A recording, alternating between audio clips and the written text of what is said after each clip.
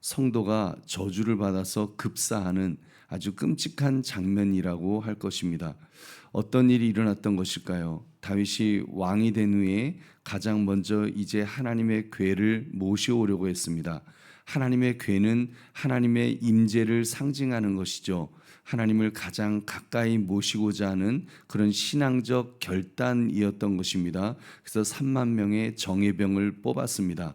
아주 모든 것을 완벽하게 이렇게 준비를 했습니다. 최고의 악단이 연주를 했고 사람들은 춤을 추고 심지어 하나님의 궤를 실은 그 수레는 그냥 수레가 아니었습니다. 새 수레, 그 한 번도 쓴 적이 없는, 오늘날로 말하면 특별 제작한 리무진 같은 그런 좋은 이제 수레에 이제 하나님의 궤를 모시고 가지고 오는 중이었습니다. 그런데 보십시오. 그 축제가 한참 진행되는 중에 그 궤 앞에서 악 하면서 그 비명 소리가 들렸습니다. 이제 음악이 멈췄겠죠. 뜨겁게 춤을 추던 다윗이, 그 다윗의 다리가 굳어버렸습니다. 막 사람들이 웅성웅성거리고 이제 그 비명 소리가 들린 쪽으로 가봤더니 거기 한 남자가 싸늘한 시신이 되어갖고 하나님의 궤 옆에 쓰러져 있는 것이었습니다. 그의 이름은 우사였습니다. 수레에서 굴러떨어지려던 하나님의 궤를 이렇게 붙잡아 들이려다가 그 자리에서 즉사를 한 것입니다. 여러분, 이게 너무 기가 막히지 않습니까? 이게 지금 가장 거룩한 예배의 자리가 지금 순식간에 장례식장이 되어버린 지금 그런 상황이 된 것입니다. 급사를 해야 할 하등의 이유가 없는, 이 어떻게 보면은 젊은 사람이 이 예배드리다가 비명 행사한, 이게 정말 말도 안 되는 일이 벌어진 것입니다. 도대체 왜 하나님은 주님을 위해 섬기려는 사람을 그토록 잔인하게 치셨던 것일까요? 하나님의 마음에 그렇게까지 들지 않았던 것이 무엇이었을까요? 오늘 말씀 거룩하신 하나님을 두려워하라, 이 제목을 가지고 우리가 하나님을 어떠한 마음으로 바라보며 신앙생활할 것인가를 살피시는 이 새벽 되시기를 주님의 이름으로 축원합니다. 본문 3절의 말씀을 우리 함께 읽겠습니다. 시작. 그들이 하나님의 궤를 새 수레에 싣고 산에 있는 아비나답의 집에서 나오는데 아비나답의 아들 우사와 아요가 그 새 수레를 모니라. 아멘. 여러분, 우리의 시선을 끄는 한 단어가 나옵니다. 새 수레가 나옵니다. 새 수레. 요즘으로 말하면 의전용 차량입니다. 아주 의전용 고급 차량이라고도 말할 수 있겠죠. 다윗은 지금 하나님의 궤를 옮기기 위해서 최고급 새 수레를 준비했던 것입니다. 여러분, 인간적으로 보면은 굉장히 정성스러운 준비였습니다. 합리적인 준비였습니다. 어깨에 메고 가는 것보다 훨씬 효율적이고 폼이 났을 테니까요. 그러나 여러분, 이것이 비극의 시작이었습니다. 하나님의 궤는 운반을 할 때에 하나님께서 지시하신 방법이 있었습니다. 하나님이 지시하신 방법, 민수기 4장 15절을 보면 진영을 떠날 때 아론과 그의 아들들이 성소와 성소의 모든 기구 덮는 일을 마치거든 고앗 자손들이 와서 맬 것이니라. 그러나 성물은 만지지 말라, 그들이 죽으리라. 회막 물건 중에서 이것들은 고앗 자손이 맬 것이며 해서 이 성물이 고앗 자손이 어깨에 메고 가는, 메라고 하는 이 명령이 있는 그런 성물입니다. 여러분, 성물 중에서도 더군다나 그 하나님의 궤는 이 언약궤인데 이건 가장 중요한, 정말 절대로 이렇게 어깨에 메는 것 말고는 안 되는 그런 이제 하나님의 임재의 상징인데, 그래서 하나님께서는 그런 식으로 새 수레, 멋진 수레를 원하신 적이 없는데 지금 이 수레에다가 이제 그 언약궤를 모시려 했던 것입니다. 여러분, 그렇다면 그 수레 아이디어는 어디에서 온 것일까요? 바로 사무엘상 6장에서 블레셋 사람들이 그 궤를 돌려보낼 때 썼던 방식이었습니다. 그러니까 이방인들의 방식이었다는 거죠. 이방인들은 그런 식으로 우상을 옮겼나 보죠. 그러니까 이제 하나님의 언약궤도 그런 식으로 수레에 옮기려고 했던 것입니다. 이 방식이 아무리 합리적이고 효율적이고 최고의 방법이라고 한들 하나님께서 지시하신 방법, 하나님께서 기뻐하시는 방법이 아니었다는 것이죠. 여러분, 그렇기 때문에 이 비극이 첫 번째 단추는 그렇게 잘못 끼어진 것입니다. 오늘날 우리의 모습을 돌아보십시오. 우리도 하나님을 섬긴다고 하면서 세상의 방식을 가져오려고 합니다. 이렇게 하면 더 편하게 신앙생활 할 수 있는 것이 아닐까? 이렇게 저렇게 하면 더 효율적으로 우리가 하나님 앞에 예배도 드리고 그래서 복을 받을 수 있는 것이 아닐까? 여러분, 물론 우리가 오늘날 예배 방식이나 오늘날 하나님 섬기는 방식이 딱 어떻게 정해져서 이게 하나님 방식이다, 그런 것은 아닙니다. 여러분, 신령과 진정으로 하나님은 드리라 그러셨지 어떤 형식의 얽매이라고 하지 않으셨으니까요. 여러분, 그러다 보니까 하나님을 섬기는 방식에 있어서 내 어깨에 짊어지는 십자가의 방식 대신에 바퀴 달린 새 수레를 선호하는 것이 아닐까요? 여러분, 하나님은 수레에 실린 짐짝처럼 대해드릴 수 있는 분이 아니십니다. 하나님은 우리의 어깨 위에 우리의 삶의 무게중심에 모셔야 될 주님이시요 왕이신 줄 믿으시기 바랍니다. 그러니까 이 장면은 단순 실수가 아닙니다. 조금 편하게 자신의 판단대로 하려다가 결국 하나님의 거룩성을 가볍게 만들었던 것입니다. 여러분, 저는 오늘날 우리들의 모습에서도 이런 경향을 발견한다고 생각합니다. 신앙생활이 힘들다고 느끼다 보니까 나도 모르게 새 수레를 찾습니다. 하나님께서 무엇이라고 말씀하셨는가 보다 내 기분이 편한 방식을 택하려고 합니다. 순종보다는 효율을 먼저 앞세우고 회개보다는 그 합리화를 우리는 더 생각합니다.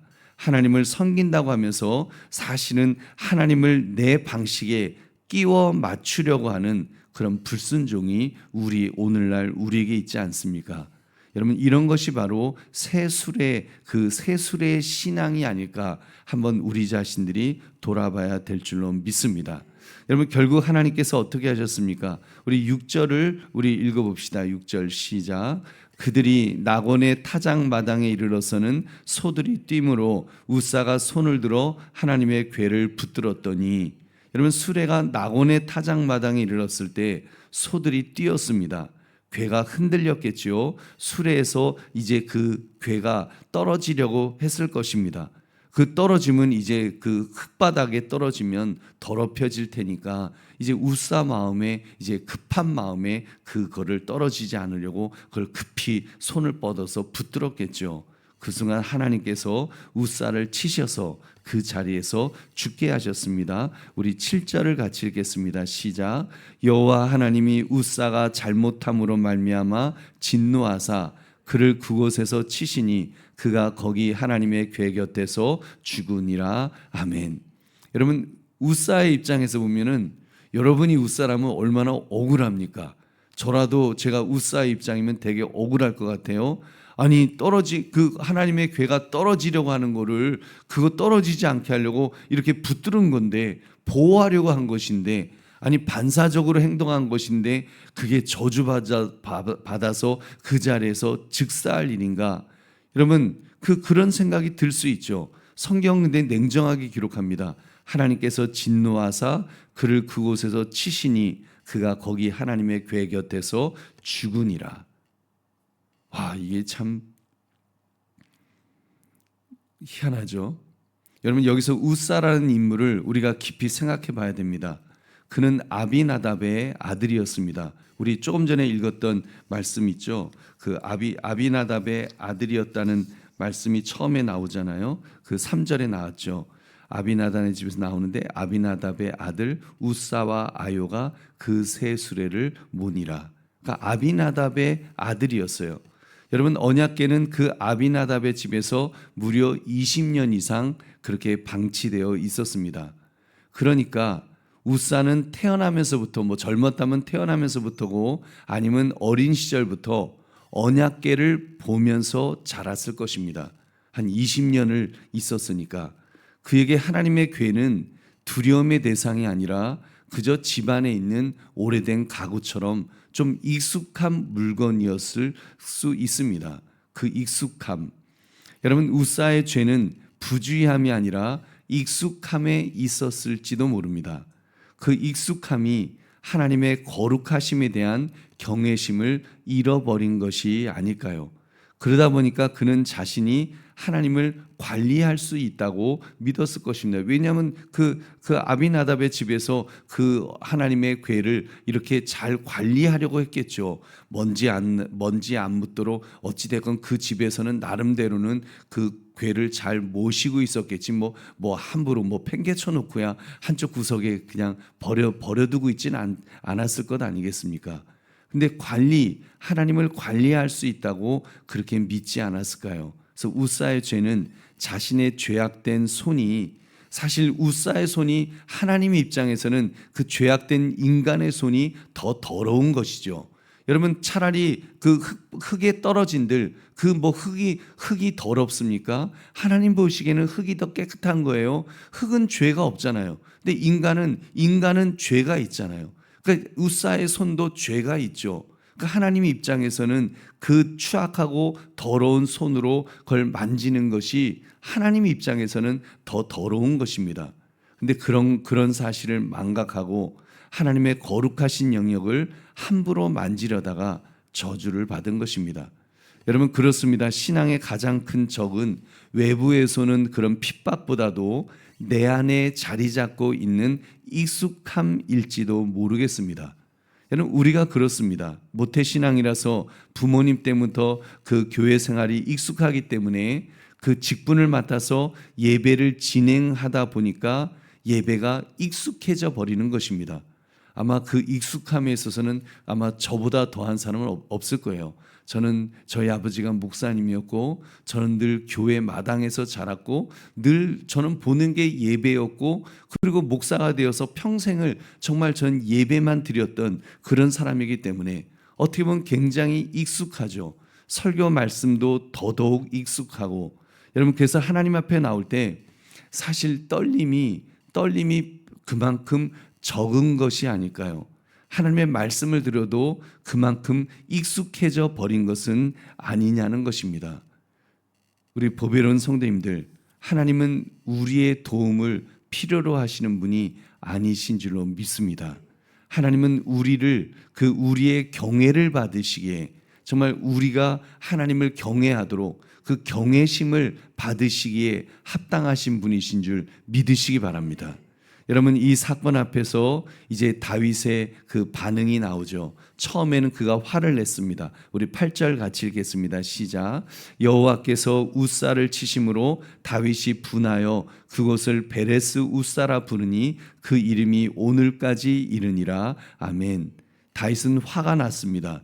누구에게 화가 났을까요? 표면적으로는 우사에게 화를 내는 거죠. 상황에 대해서 화가 난 것 같지만 아마 마음 깊은 곳에서는 하나님을 향한 그 분노가 있지 않았을까 싶습니다. 내가 이렇게까지 준비했는데 3만 명이나 모았는데 우사가 뭘 그렇게 잘못했다고 즉사하게 만드셨을까? 그럼 내 체면이 뭐가 되나? 여러분, 그런 마음이 없지 않아 있지 않았을까요? 여러분, 우리도 우리의 모습도 좀 그럴 수도 있지 않을까 생각합니다. 우리는 내 뜻대로 안 되면 화를 냅니다. 내가 정해놓은 시간, 내가 정해놓은 방법대로 응답해 주지 않으시면 우리는 감히 하나님께 삐져갖고 그러죠. 내가 이 정도로 했으면 하나님 내 기도 들어주셔야지. 내가 이 정도로 했으면 하나님께서 이렇게 해주셔야지. 여러분, 우리도 정말 하나님 앞에서 여전히 내가 주인 되려고 하는, 여러분, 정말 하나님을 주인으로 모시고 또 주인으로 모시고 또 주인으로 모시고, 그래서 자꾸 우리가 주님 앞에서 나를 복종시켜야 됩니다. 나를 치고, 여러분, 한 번 쳐갖고는 이 나의 옛된 자아가, 이놈이 이게 안 죽어요. 여러분, 정말 매일 쳐서 복종시키고 정말 이 가꾸목으로 몽둥이로 그냥 계속해서 때려서 복종시키지 않으면 우리는 자꾸 내가 주인 되려고 합니다. 내가 주인 돼서, 하나님이 분명히 주인이신데 내가 주인 돼서 하나님이 내 뜻대로 해주셔야 된다고, 여러분, 그렇게 하려고 하는 우리의 그 악한 본성이 우리에게 있습니다. 여러분, 우리 이런 자신을 주님의 십자가 앞에서 정말 복종시키시기를 주의 이름으로 축원합니다. 여러분, 그래도 다윗의 위대함은 그 다음 구절에 있습니다. 우리 구절을 같이 읽겠습니다. 시작.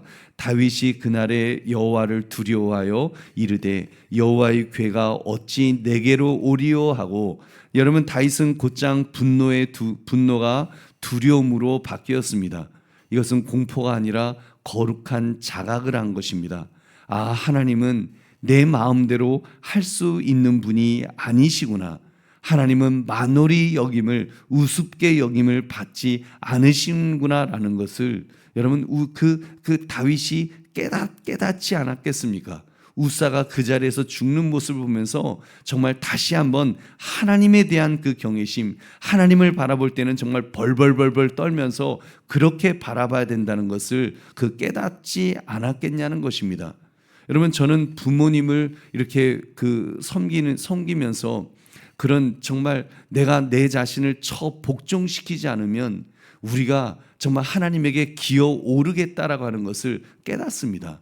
이제 부모님이 연세가 많아지시다 보니까 여러분, 어렸을 때는 어머님, 아버님이 얼마나 무섭습니까? 조금만 그 인상만 탁 찡그르셔도 야, 이러다가 맞겠구나 해갖고 벌벌벌 떨죠. 근데 이제 나이를 먹으면은 저는 어른이 되고 이제 부모님은 어머님은 점점 이제 어린 나이처럼 되니까 이제는 여러분 그렇게 되잖아요. 그래서 연세 많으신 어르신이 되고 이제 나이가 들은 이제 자녀가 되면 그때는 이제 자녀가 그 부모님에게 막 딱딱딱거리지 않습니까? 막 혼내키고 엄마 뭐 이걸 이따위로 했냐 그러고 저렇게 했냐 그러고. 저도 그러더라고요. 저도 참 회개합니다. 저도 그러더라고요. 근데 어머니는 하나님이 아니시니까 뭐 제가 그렇게 해도 꼼짝 못 하시는 겁니다. 근데 우리가 하나님을 아버지라고 하면서 우리가 나이 들면서 하나님을 그렇게 대하는 건 아닐까요?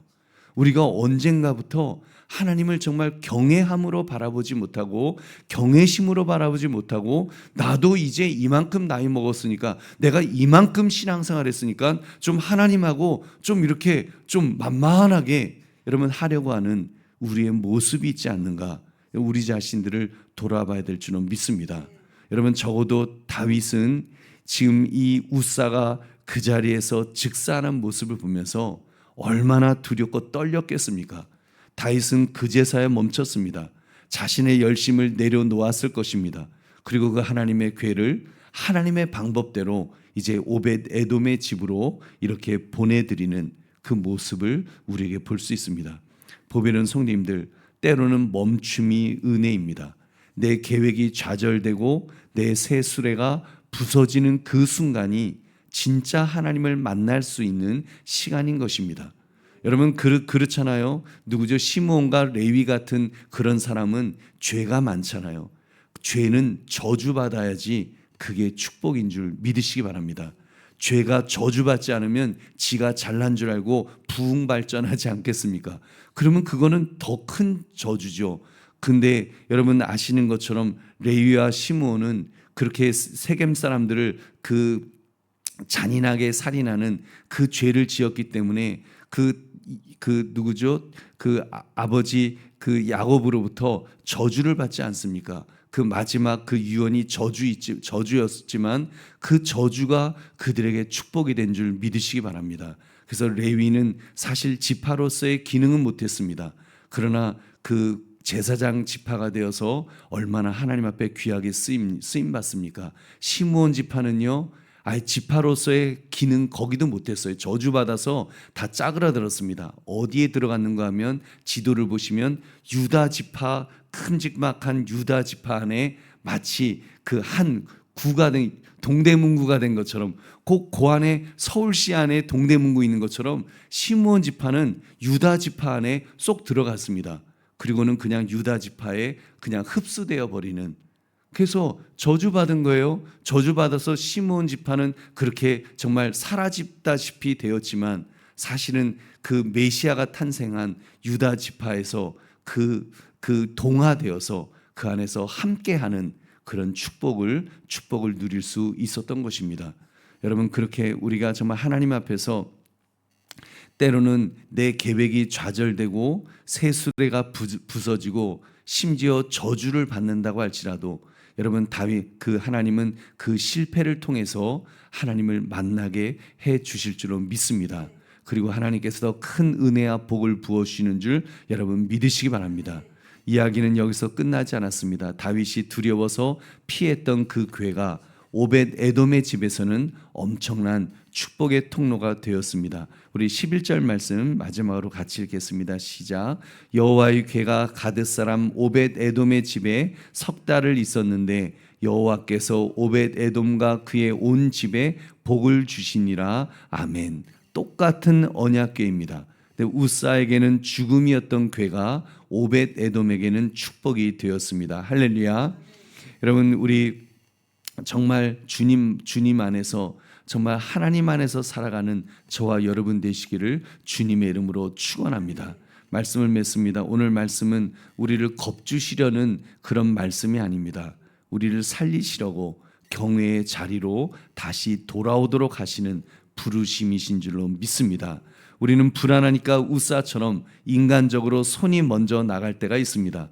근데 그것은 하나님을 경외하는 마음이 아닙니다. 하나님의 하나님 되심을 믿는다면 하나님을 걱정할 일은 없을 것이기 때문입니다. 우리는 하나님 앞에 엎드려야 됩니다. 두렵고 떨리는 마음으로, 경외감으로, 그 경외감을 한순간도 놓쳐서는 안 될 줄로 믿습니다. 하나님의 거룩하심을 가볍게 여기지 맙시다. 그저 순종하는 마음을 가집시다. 말씀대로 살겠다고 결단합시다. 거룩하신 하나님을 사랑하되 두려운 마음 또한 잃지 맙시다. 여러분, 그러므로 거룩하신 하나님을 두려워하라, 이 제목처럼 하나님을 향한 이 두려움이 나를 묶는 공포심이 아니라 나를 세워주시는 복된 경외가 되시기를 주님의 이름으로 축원합니다. 우리 기도하겠습니다. 말씀 생각하시면서